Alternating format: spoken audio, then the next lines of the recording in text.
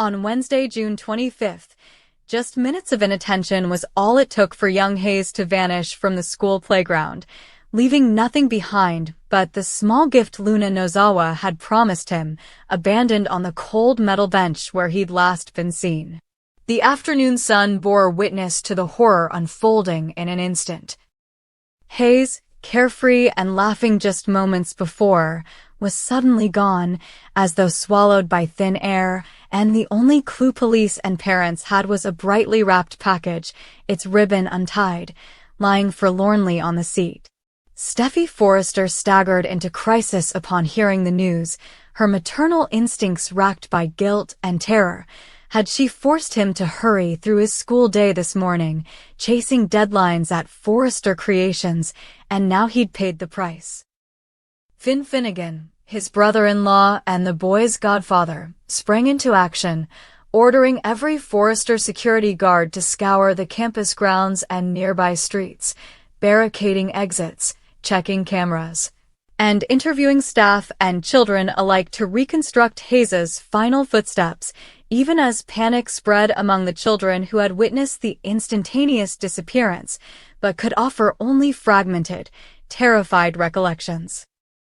Across town, Chief Baker, under pressure from the highest offices of LA County, convened a special task force to treat Hayes's disappearance as a potential abduction, dispatching officers to trace vehicle movements around the school, examine cell tower pings for suspicious phones in the vicinity, and canvass the neighborhood for witnesses, every lead meticulously logged into a rapidly growing case file. And amid the chaos, all eyes turned to Luna Nozawa, whose promise of a gift had inadvertently marked the spot where Hayes vanished. Suspicions flared when authorities discovered a series of texts between Luna and the boy earlier that day, and Baker's team, wary of any connection, questioned her relentlessly, probing for inconsistencies in her alibi and searching her apartment for signs of foul play as Steffi and Finn looked on, horrified that someone they'd welcomed into their hearts could be drawn into this nightmare. Emotions ran high as Luna, tearful and bewildered, insisted she had no idea what happened and that her simple attempt to cheer Hayes with a toy car, something to brighten his afternoon, could never have led to such tragedy. Yet to Baker's detectives, the coincidence was damning, and under bright interrogation lights, Luna's protestations of innocence were met with stoic skepticism.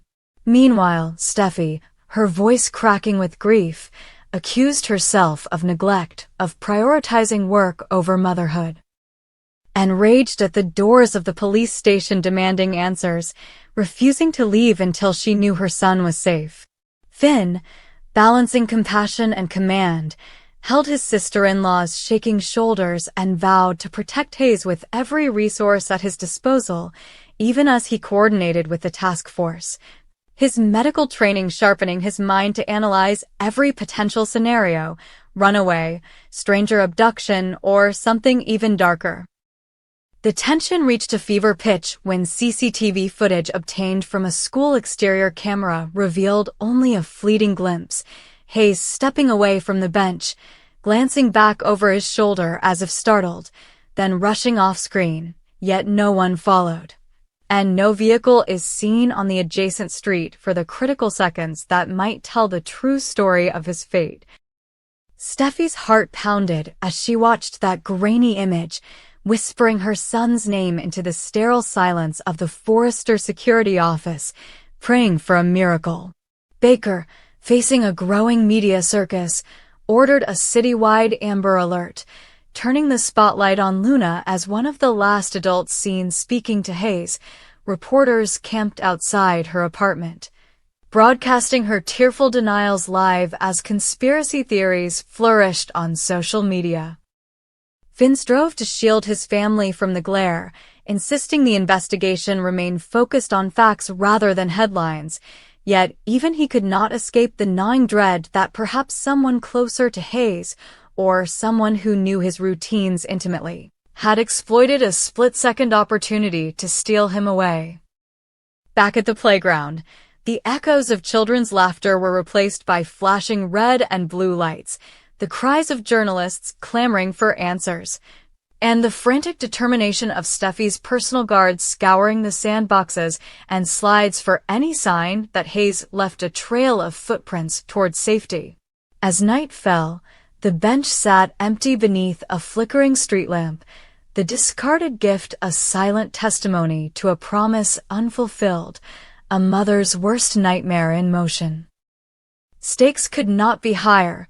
The future of a precious boy, the reputations of two powerful families, and the very fabric of trust between those who care for one another now hung in the balance. Every second drawn out the agony. In the command center, Baker barked orders into his radio, mapping out search grids, urging dive teams to scour nearby drainage canals, while Finn leaned over a conference table strewn with sketches of Hayes's school uniform and backpack. His physician's mind racing through possible injuries, environmental hazards, and medical emergencies Hayes might face if alone. Steffi, unable to eat or sleep, paced the halls of her home late into the night, her tears soaking the hems of a sweater Hayes once wore, her heart refusing to believe she might never see him again. And Luna, isolated and accused, sat in her dimly lit living room, clutching the toy car she had wrapped, its bright paint chipped in her earnest tears, unable to comprehend how a simple gesture of kindness turned into the epicenter of a citywide manhunt. In the shadows, unseen forces. Old grudges, jealousies, and tangled loyalties whispered that this was no mere accident, that a deeper conspiracy might be unfolding, and that the truth behind Hayes's disappearance would uncover secrets some would kill to keep buried. Yet even as fear and suspicion threatened to tear these families apart, a glimmer of hope remained, the desperate belief that Hayes, resourceful and brave, might find a way to leave a message, a sign, any clue to lead his loved ones to him. And so, through the endless night, they searched Steffi, Finn, Baker's task force, and yes, even Luna, united by love, guilt, and the unshakable promise that they would leave no stone unturned, no secret unexamined, until little Hayes was safely back where he belonged. CBS's The Bold and the Beautiful delivers an episode that crackles with tension, secrets, and the promise of fireworks to come. At the heart of the storm is young Will Spencer, portrayed with steely sincerity by Crew Morrow, who finds himself literally wired for danger when a mysterious officer discreetly tucks a thin wire under his shirt. The circumstances are dire. Will's recent clandestine texting to Luna Nozawa, Lisa Yamada, Sheila Carter's Kimberlyn Brown, unsuspecting granddaughter, has set off alarms among the Forrester clan. Finn, Tanner Novlin, ever the protector, warns Will that stepping into Luna's sphere is like walking into the lion's den, yet Will insists, "My father may have thrust us into this mess, but I'll be the one to find a way out." The wire is more than a prop, it's a lifeline, a symbol of the stakes at play every time Will ventures into Luna's apartment or exchanges one more cryptic message with the woman Sheila's determined to protect at all costs. Meanwhile, across town in a more gilded arena of love and intrigue, Taylor Hayes, Rebecca Budig, and Ridge Forrester, Torsten K., are poised to take their whirlwind romance another notch higher with an engagement celebration that could very well rewrite the rules of their storied history. Taylor, who has already braved storms of family disapproval and her own inner doubts, is hungry to step down the aisle with Ridge once again. "Why wait?" she challenges, eyes alight with longing. "Say you want me as your wife." Ridge, torn between the logic of timing and the passion that still fires whenever Taylor is near, hesitates. It's been mere months since they moved in together. Too soon, some would say, but Taylor is determined to seize the moment and lock it in eternity. Before she can press him further, a rustle in the shrubbery gives away Nick Marone, Jack Wagner, who's been lurking unseen, every syllable of their whispered pledge imprinted on his memory. Ridge slips the ring over Taylor's finger. The diamond catches the sunlight, a beacon of hope, and yet a harbinger of trouble, for Nick has heard everything. As Ridge and Taylor share that reverent kiss sealing their promise, Nick retreats into the shadows, his mind racing. Elation wars with envy. Here is the man Taylor loves, choosing her again, yet Nick, who still carries scars from his own entanglements with Taylor, wounds that never fully healed, feels a toxic rush of betrayal. What will he do with what he's learned? Will he confront Ridge and Taylor, or will he bide his time, weaponizing the secret when it yields the greatest impact?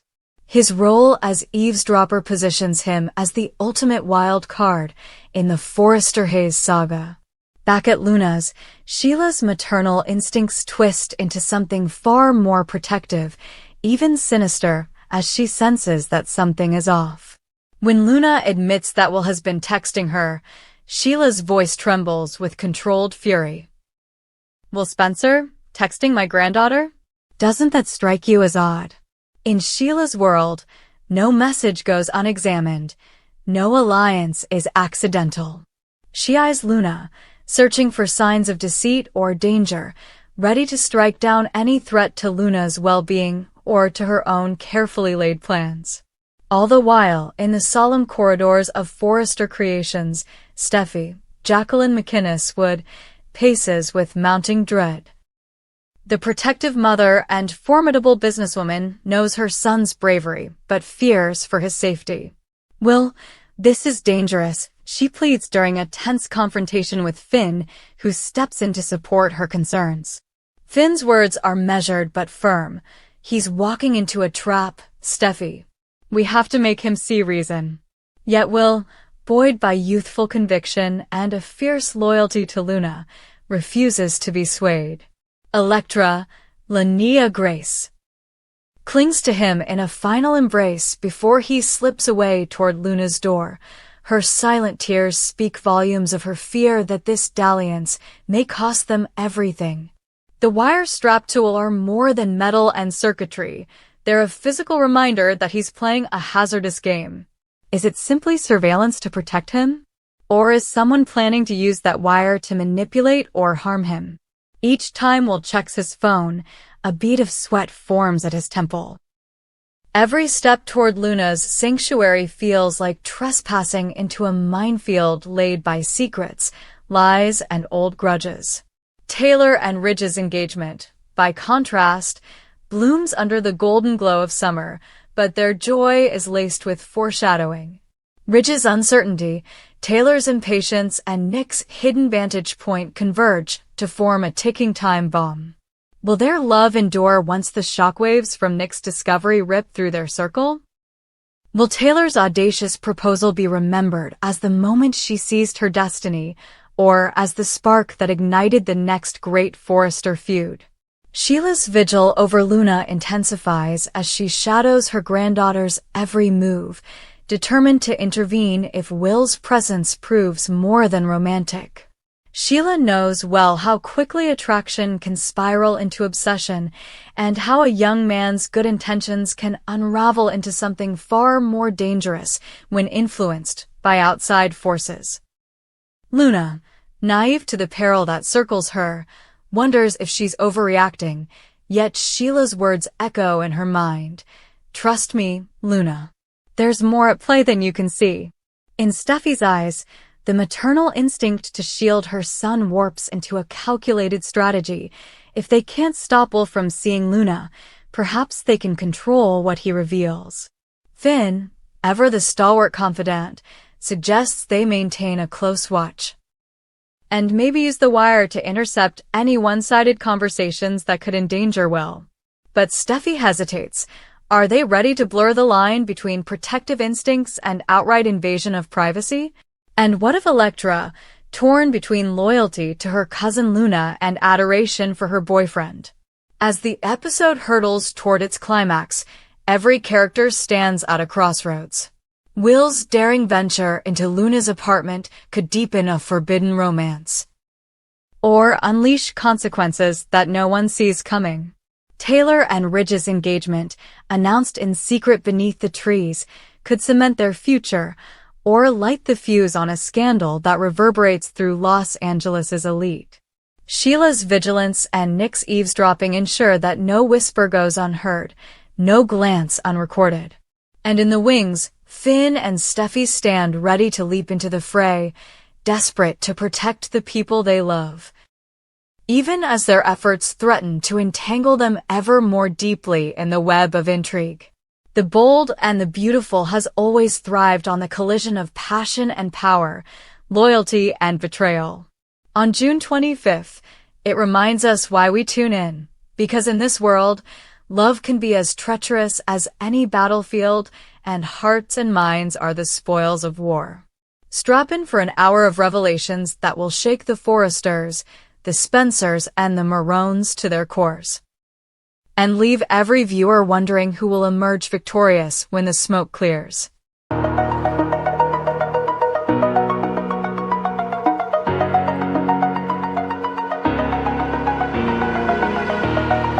Oh.